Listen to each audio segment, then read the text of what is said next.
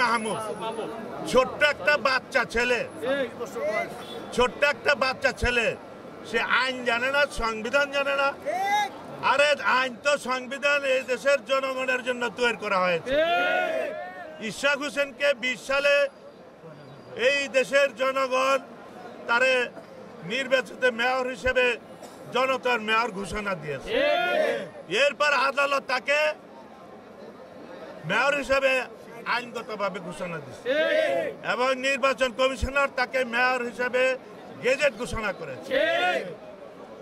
এই যে ভারতের রয়ের এজেন্টরা যারা অনেকে 2-1 মন্ত্রী হয়েছেন, তারা তো রয়ের দালাল উপদেষ্টা। এরা চায় এই ইশাক হোসেনকে ইস্যু করে তারা এই সরকার প্রধান ডক্টর ইউনূসকে অপমান করার জন্য, লাঞ্ছিত করার জন্য একটা জাতীয় আন্দোলন সৃষ্টি করবে। পায় তারা করছে, তারা হলো রয়ের এজেন্ট। যদি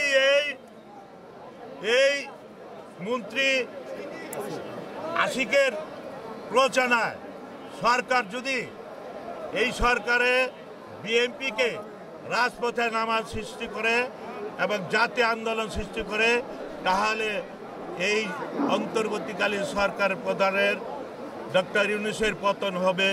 আওয়ামী লীগের শেখ হাসিনাতে ভয়াবহ। বিসমিল্লাহির রহমানির রহিম।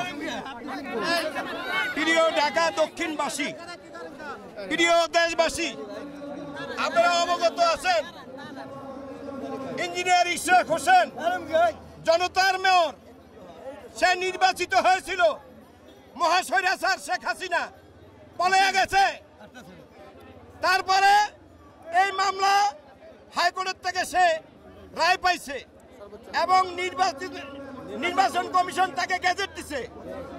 এই বর্তমান যে সরকার বহনে বসে আছে, ওনারা ইশাক সাহেবকে শপথ নিতে দিচ্ছে না। এটা আমরা ঢাকা দক্ষিণ সিটি কর্পোরেশনের সাধারণ জনগণ এটা তীব্র নিন্দা জানাই।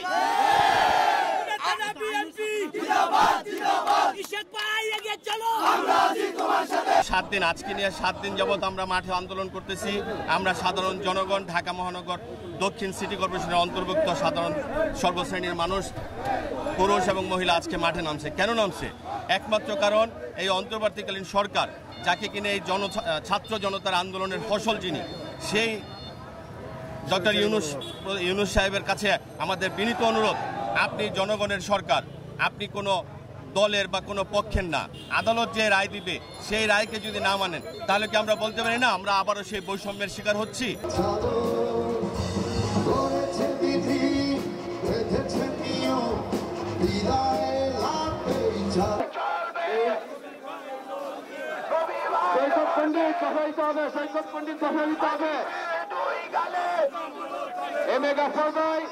আপনার লোকজন